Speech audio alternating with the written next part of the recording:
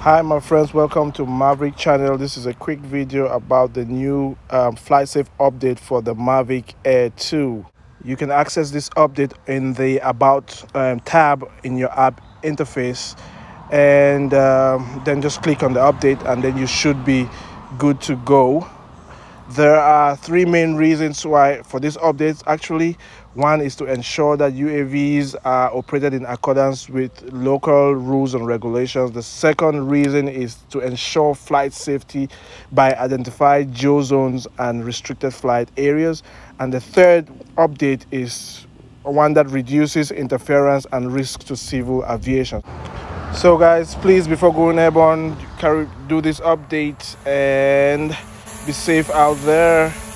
I will see you on my next video real soon. Thank you and have a good one. Please subscribe, comment below, and see you in the air. Thank you.